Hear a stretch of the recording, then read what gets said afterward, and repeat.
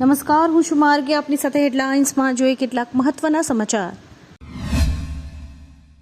Chief justice સૂર્યકાંતે જણાવ્યું છે કે ફેમિલી કોર્ટમાં જજ, વકીલ અને પોલીસ અધિકારીઓએ યુનિફોર્મ પહેરવા ન જોઈએ. તેમણે જણાવ્યું કે કોર્ટના પરંપરાગત કાળા ડ્રેસ અને પોલીસની વર્દીથી બાળકોના મનમાં મનોવૈજ્ઞાનિક ડર પેદા થાય છે. દિલ્હીમાં ફેમિલી કોર્ટના શિલાન્યાસ પ્રસંગે તેમણે ભાર મૂક્યો કે બાળકોને ડરમુક્ત વાતાવરણ પૂરું પાડવા માટે વાતાવરણમાં ફેરફાર જરૂરી છે, જેથી તેઓ સુરક્ષિત અનુભવી શકે. ઈરાનની સુરક્ષા પરિષદના સચિવ અલી લારીજાનીએ વિશ્વભરના મુસ્લિમોને એક પત્ર લખ્યો છે. તેમાં તેમણે પ્રકાશિત કર્યું છે કે કેવી રીતે મુસ્લિમ રાષ્ટ્રો પોતે ઈરાનનો સાથ આપવામાં નિષ્ફળ રહ્યા છે. તેમણે કહ્યું, ન તો કોઈ ખુલ્લેઆમ તેના સમર્થનમાં બોલી રહ્યું છે, ન તો કોઈ યુનાઇટેડ સ્ટેટ્સ અને ઇઝરાયેલની ટીકા કરી રહ્યું છે. હકીકતમાં ઘણા દેશો તેનો વિરોધ પણ કરી ચૂક્યા છે. તેમણે મુસ્લિમોને ઈરાન સાથે ઊભા રહેવાની અપીલ કરી છે. આજે એક અગ્રણી ટેક્સટાઇલ લેબમાં એવા કાપડનું પ્રદર્શન કરવામાં આવ્યું છે જેમાં અતિ સૂક્ષ્મ સોલાર સેલ્સ વણેલા છે. આ સ્માર્ટ જેકેટ પહેરીને તમે માત્ર તડકામાં ચાલશો તો તમારો સ્માર્ટફોન કે સ્માર્ટ વોચ તમારા ખિસ્સામાં જ ચાર્જ થવા લાગશે. આ કાપડ સામાન્ય કપડાં જેવું જ નરમ છે અને તેને વોશિંગ મશીનમાં ધોઈ પણ શકાય છે. મુસાફરી અને ટ્રેકિંગ કરનારા લોકો માટે આ ટેકનોલોજી વરદાનરૂપ સાબિત થશે. એલપીજીની અછત વચ્ચે હવે દૂધ પુરવઠા ઉપર જોખમ તોડાઈ રહ્યું છે. ડેરી માલિકોએ ચેતવણી આપી છે કે જો સ્થિતિ ન સુધરે તો દૂધના પેકેજિંગ અને પ્રોસેસિંગને માઠી અસર થશે. પ્લાસ્ટિક પાઉચનો સ્ટોક માત્ર 10 દિવસ ચાલે તેમ છે. નાની ડેરીઓએ સામાન્ય કામગીરી ખોરવાઈ હોવાનું જણાવ્યું છે, જ્યારે કે મોટી સહકારી મંડળીઓ અત્યારે પરિસ્થિતિ સંભાળી રહી છે. આગામી દિવસોમાં દૂધની અછત સર્જાય તેવી ભીતિ સેવાઈ રહી છે. કેન્દ્રીય સંચાર મંત્રી જ્યોતિરાદિત્ય સિંધિયા આજે ટપાલ વિભાગની નવી 24 સ્પીડ પોસ્ટ સેવાનો પ્રારંભ કરાવશે. પ્રથમ તબક્કે આ પ્રીમિયમ સેવા દિલ્હી, મુંબઈ, ચેન્નાઈ, કોલકાતા, બેંગલુરુ અને હૈદરાબાદમાં ઉપલબ્ધ થશે. આ સેવા દ્વારા મહત્વના અને સંવેદનશીલ પાર્સલની ડિલિવરી માત્ર 24 કલાકમાં સુનિશ્ચિત કરાશે. ઝડપી અને સુરક્ષિત કુરિયર સેવાની દિશામાં ટપાલ વિભાગનું આ એક મોટું કદમ છે. ભારત અને અમેરિકા વચ્ચે માર્ચમાં થનારી ટ્રેડ ડીલ હાલ પૂરતી ટળી ગઈ છે. અમેરિકી સુપ્રીમ કોર્ટે ડોનાલ્ડ ટ્રમ્પની IEEPA હેઠળ ટેરિફ લાદવાની સત્તા રદ કરતા જૂનું માળખું અમાન્ય ઠર્યું છે. હવે અમેરિકા નવું ગ્લોબલ ટેરિફ સ્ટ્રક્ચર તૈયાર ન કરે ત્યાં સુધી આ સમજૂતી પર હસ્તાક્ષર નહીં થઈ શકે. ટ્રમ્પ વહીવટી તંત્રે હવે વૈશ્વિક વેપાર માટે નવો ફ્રેમવર્ક બનાવવાની તૈયારી કરી રહ્યું છે. ત્યારબાદ જ ડીલ આગળ વધશે. પાકિસ્તાની વાયુસેનાએ ગઈકાલે મોડી રાત્રે અફઘાનિસ્તાનની રાજધાની કાબુલમાં 5 સ્થળોએ મોટો હવાઈ હુમલો કર્યો હતો. જે F-17 અને F-16 વિમાનો વડે કાબુલની 2000 બેડવાળી સરકારી હોસ્પિટલ અને રહેણાંક વિસ્તારો પર બોમ્બમારો કર્યો હતો, જેમાં 400 લોકો માર્યા ગયા હતા અને 250થી વધુ ઘાયલ થયા હતા. પાકિસ્તાન સરકારનો દાવો છે કે તેમણે માત્ર આતંકી ઠેકાણાઓ ઉપર જ હુમલા કર્યા છે.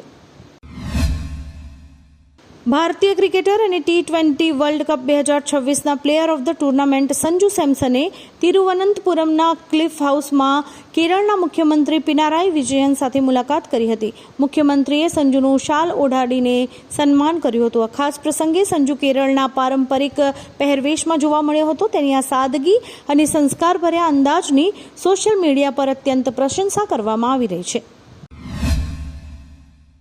વાત કરીએ રાજ્યસભા ચૂંટણીના ફાઇનલ પરિણામોની તો બિહાર, ઓડિશા અને હરિયાણામાં 26 ઉમેદવારો બિનહરીફ ચૂંટાયા છે. બિહારમાં એનડીએએ 5 બેઠકો જીતી છે. હરિયાણામાં કોંગ્રેસના કરમવીર સિંહ અને ભાજપના સંજય ભાટિયાનો વિજય થયો છે. ઓડિશામાં 4 બેઠકોમાંથી 2માં ભાજપનો વિજય થયો છે. ભાજપના વરિષ્ઠ નેતા અને ઓડિશા રાજ્ય પ્રમુખ મનમોહન સમાલે તેમની બેઠક જીતી લીધી છે. આ ઉપરાંત ભાજપના સુજીત કુમારનો પણ વિજય થયો છે. અમેરિકા, ઇઝરાયલ અને ઈરાન વચ્ચે વધતા તણાવને જોતા ભારતે હોર્મુઝ સ્ટ્રેટ પાસે 2 યુદ્ધ જહાજો તૈનાત કર્યા છે. ANIના સૂત્રો મુજબ આ નેવી ટાસ્ક ફોર્સ ભારત આવતા ઓઇલ અને ગેસના ટેન્કર્સને સુરક્ષા પૂરી પાડશે. આ જહાજો વેપારી જહાજોનું રક્ષણ કરશે અને જરૂર પડે તમામ ટેકનિકલ સહાય પણ આપશે. આ પગલું ભારતના દરિયાઈ વેપાર અને ઉર્જા સુરક્ષાને સુરક્ષિત રાખવા માટે લેવાયું છે. સાણંદના વિરોચન નગર પાસે ગત મોડી રાત્રે ટેન્કર, ડમ્પર અને થાર વચ્ચે ભયાનક અકસ્માત સર્જાયો હતો. ગફલતભરી રીતે ડ્રાઇવિંગના કારણે કપચી ભરેલું ડમ્પર થાર ગાડી ઉપર પલટી જતા દબાઈ જવાથી 2 વ્યક્તિઓના મોત થયા હતા. ટક્કર બાદ વાહનોમાં ભીષણ આગ ફાટી નીકળતા અફરાતફરી મચી ગઈ હતી. ફાયર બ્રિગેડની ટીમે આગ પર કાબુ મેળવ્યો હતો, જ્યારે કે હાઈવે પર લાંબો ટ્રાફિક જામ સર્જાયો હતો. ભાજપે પશ્ચિમ બંગાળ વિધાનસભા ચૂંટણી માટે 144 ઉમેદવારોની પ્રથમ યાદી જાહેર કરી છે. આ યાદીમાં સૌથી મોટું આશ્ચર્ય સુવેન્દુ અધિકારીનું છે, જેમને મુખ્યમંત્રી મમતા બેનર્જીની બંને બેઠકો ભવાનીપુર અને નંદીગ્રામ પરથી મેદાનમાં ઉતારાયા છે. સુવેન્દુએ 2021માં મમતાને નંદીગ્રામમાં હરાવ્યા હતા. આ સાથે જ ભાજપે કેરળ માટે પણ 47 ઉમેદવારોની જાહેરાત કરી દીધી છે અને રાજકીય ગરમાવો વધી રહ્યો છે. અમેરિકી પ્રમુખ ડોનાલ્ડ ટ્રમ્પે 16 માર્ચ 2026ના રોજ દાવો કર્યો હતો કે ઈરાની સૈન્યની તાકાત ખતમ થઈ ગઈ છે. ટ્રમ્પ અનુસાર 7,000થી વધુ સૈન્ય ઠેકાણાઓ પર હુમલા કરાયા છે અને 100થી વધુ જહાજો ડૂબાડી દેવાયા છે. ખાર્ગ દ્વીપ પર તેલ ભંડાર સુરક્ષિત રાખી બાકીનું બધું જ નષ્ટ કરાયું છે. ટ્રમ્પે હવે આ મામલે ચીન અને જાપાન પાસે મદદ માંગી છે અને હોર્મુઝ સ્ટ્રેટ પર નિયંત્રણ હોવાનું જણાવ્યું છે. બગદાદ સ્થિત અમેરિકી દૂતાવાસ પર ભયાનક ડ્રોન અટેક કરવામાં આવ્યો છે. બીજી તરફ ઈરાનની IRGCએ દાવો કર્યો છે કે તેણે ઇઝરાયેલ અને કતારના અલ ઉદીદ એરબેઝ પર મિસાઇલ હુમલા કર્યા છે. આ હુમલામાં ઇઝરાયેલના કમાન્ડ, કંટ્રોલ અને મિસાઇલ ડિફેન્સ સિસ્ટમ સાથે જોડાયેલા મહત્વના ઠેકાણાઓને નિશાન બનાવવામાં આવ્યા છે. મધ્ય પૂર્વમાં હુમલા બાદ તણાવ ચરમસીમાએ પહોંચી ગયો છે. સાઉથ સુપરસ્ટાર વિજય સેતુપતિની બ્લોકબસ્ટર ફિલ્મ મહારાજાની સિક્વલ બનવા જઈ રહી છે. અભિનેતાએ પુષ્ટિ કરી છે કે ડિરેક્ટર નિથિલન સમીનાથને બીજા ભાગની વાતો પૂર્ણ કરી લીધી છે. વિજય આ નવી સ્ક્રિપ્ટ સાંભળવા માટે અત્યંત ઉત્સાહિત છે. 2024માં રેકોર્ડ બ્રેક કમાણી કરનારી આ ફિલ્મની સિક્વલના પ્લાન પર કામ શરૂ થઈ ગયું છે. જોકે શૂટિંગ ક્યારે શરૂ થશે તેની સ્પષ્ટતા હજુ સુધી નથી કરવામાં આવી. અમદાવાદ PCBએ નરોડાના નાના ચિલોડા પાસે ઓપરેશન હાથ ધરી 1.28 કરોડનું વિદેશી દારૂ ભરેલું એક ટેન્કર ઝડપી પાડ્યું છે. હરિયાણાથી અસલાલી જઈ રહેલા જંગી જથ્થા સાથે પોલીસે ડ્રાઈવરની અટકાયત કરી છે. ડોનાલ્ડ ટ્રમ્પે ક્યુબા પર કબજો મેળવવાનો સંકેત આપતા જણાવ્યું કે તેને હસ્તક લેવું એ મોટું સન્માન હશે. અમેરિકી પ્રતિબંધોથી ક્યુબામાં ઈંધણ કટોકટી સર્જાઈ છે અને ઇલેક્ટ્રિક ગ્રીડ ઠપ્પ થતાં 96 લાખની વસ્તી અંધારપટમાં છે. ટ્રમ્પે ક્યુબાને ખતરો ગણાવી ઈરાન યુદ્ધ બાદ કડક કાર્યવાહીની ચીમકી આપી છે. ટ્રમ્પે કહ્યું કે હું કોઈ પણ કાર્યવાહી કરવા સક્ષમ છું. હું જે ઈચ્છું તે કરી શકું છું.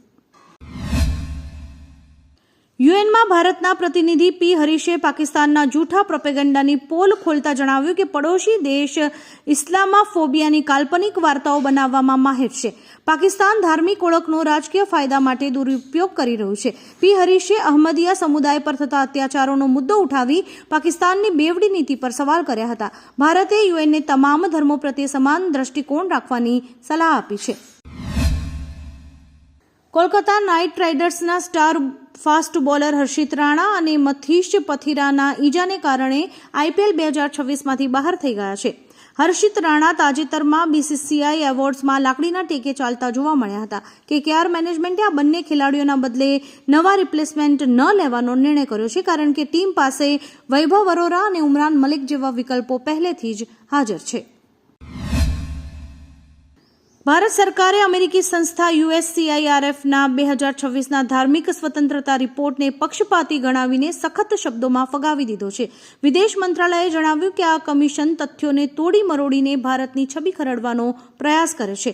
ભારતે અમેરિકાને સલાહ આપી છે કે ભારતની ટીકા કરવાને બદલે ત્યાં હિન્દુ મંદિરો પર થતા હુમલા અને વધતી અસહિષ્ણુતા પર ધ્યાન આપે. NIAએ ભારત વિરુદ્ધ આતંકી કાવતરું ઘડવા બદલ 6 યુક્રેનિયન અને 1 અમેરિકી નાગરિકની ધરપકડ કરી છે.